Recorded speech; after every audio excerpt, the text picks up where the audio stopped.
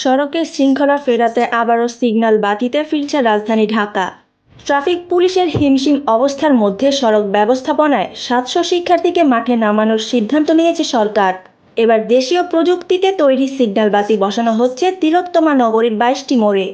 বুয়েটের বিশেষজ্ঞদের তত্ত্বাবধানে ৩ মাসে শেষ হবে প্রকল্পের কাজ। তবে দ্রুত ৫ দফা সুপারিশ বাস্তবায়নের তাগিদ বিশেষজ্ঞদের। জানা গেছে, প্রথম ধাপে সিগন্যাল বাতি হোটেল ইন্টারকন্টিনেন্টালের মোড়, বাংলা মোটর, সোনারগাঁ ও ফার্মগেট মোড়ে বসবে।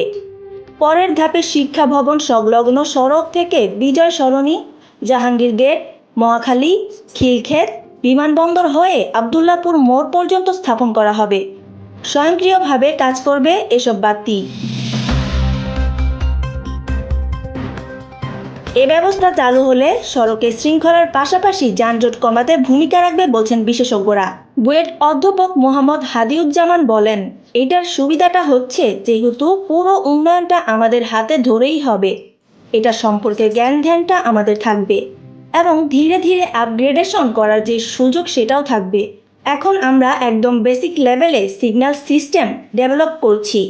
সেখানে আমাদের যে কন্ট্রোল বক্সের কথা বলছি সেটা আসলে ডুয়েল মোডে অপারেট থাকবে। তবে ট্রাফিক ব্যবস্থাপনার বিশৃঙ্খলা নিয়ন্ত্রণে সিগন্যাল বাতির চেয়েও বেশি জরুরি ৫ দফা সুপারিশ বাস্তবায়ন।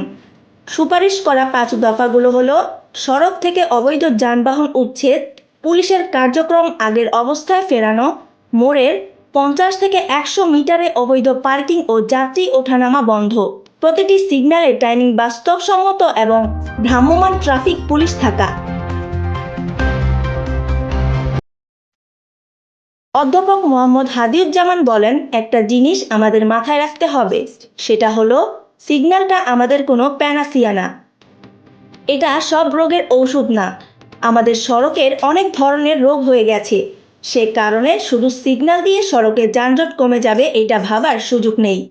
সিগন্যাল অপারেশনে যাওয়ার পাশাপাশি আমাদের যে ৫ দফা সুপারিশ আছে সেটাও একই স্বার্থে কার্যকর করতে হবে।